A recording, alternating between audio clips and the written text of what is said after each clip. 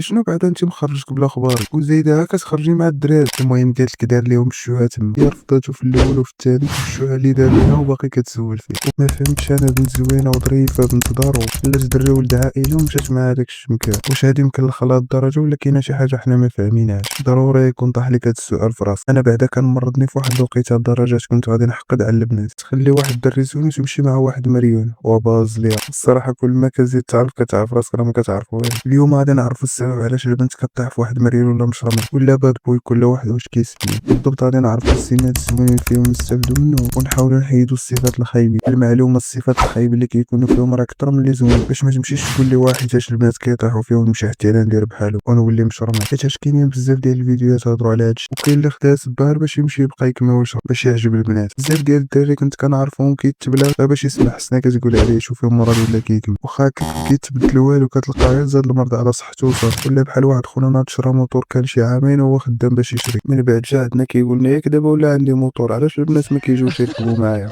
وباش نهضروا على السمات الزوينين فيهم نعاود لكم واحد القصه كنت قريتها في الفيسبوك كتبتها واحد خدنا. قالت لك واحد النهار كانت جالسه في واحد الجريده، هو يوقف عليها واحد المشرب قال لها عطيني النمره ديالك، وهي هي ما بغاش تعطيها ليه، حاول معاه ولكن ما بغاش، خلاتو هكاك ومشات. سالات القصه اودي يلاه بدات. قال لك واحد النهار اخر كانت خارجه هي وصاحبتها وكان معاهم واحد الدري اخر، هو يوقف عليهم شد داك الدري قال له واش كدير مع الدريه ديالي؟ هي الرده ديالو نقزات ديك اختنا قالت له بعد ما درياش بيني وبينك اخويا سير عطينا التيسان. وجاوبها اي شنو بعدا انت مخرجك بلا خبارك وزايدها كتخرجي مع الدراري. المهم قالت لك دار ليهم الشوهه تما، من تما تفرقوا ما عاودوش تشوف. تسولني انت دابا تقول لي علاش كتبات هذا البوست كامل؟ قالت لك اودي كتبات هذا البوست كامل غير باش تقول في الاخر والله ما كرهت نعاود نتلاقى به، وكنتمنى يقرا هذا الشيء ويصيفط ليا ميساج في الخاص. والله يمكن تشوفها تقول كيفاش هي رفضاتو في الاول وفي الثاني، الشوهه اللي دار ليها وباقي كتسول فيه، وباش نحللوا شنو وقع ومنها نجبدوا المميزات اللي فيهم. المهم الوقفه الاولى ما فيها والو من غير هذيك الزعامه اللي فيه، ويبين الثقه الكبيره اللي داير في راسه. هادشي اللي كاين. ولكن الوقفه الثانيه هي اللي فيها كلشي. اول حاجه هي وقف ليها، يعني بينات لي عدم الاحترام غاديه مع دري اخر، واخا ما خصناش نهضروا عليها حيت ما بيناتهم والو، ولكن غير باش نبين لك بلي ماشي ملي تشوف البنت كدير شي حاجه ما عجبكش وتسكت ليها، لا البنت عزيز عليها اللي كاينين ليها حدود وما خصهاش تجاوزهم. وثاني حاجه دارها هي باش جا كيدويدوا على اساس ان بيناتهم شي حاجه بلا ما يتسنى الموافقه ديالها، وهذه حتى هي سيمه واعره حتى البنت كيستفزها تبين ليها باللي هي باغاك واخا بلا الموافقه ديالها. كتقول شوف هذا ضمني باللي انا كنبغي واخا انا ما قلت ليه ولا بينت ليه والو. هذه كطيح بالجهد. ثالث حاجه هي ما كيخافش، صافي شافهم غاديين جا كيغوت عليهم، ما خايف لا من شوهه لا من شي حاجه اخرى، حيت الطبيعه ديال البنت كتخاف دونك كتقلب على القوه، ما عمرك تشوف شي واحد قوي كيتخلع. المهم هادو هما ثلاثه الصفات المهمه اللي استخلصت من هاد القصه. كاينين صفات اخرين مزيانين فيهم بحال القياده، الشعور بالامان بالنسبه للشخص اللي كيكون معاه، كيعطيش قيمه للبنت اكثر ما كيعطي لراسو، وبزاف د الحاجات اخرين. الا لقيت التفاعل طالع وقلتوها لي في الكومونتير علاش لا ما زيدش الجزء الثاني، وما تنساش استيهار.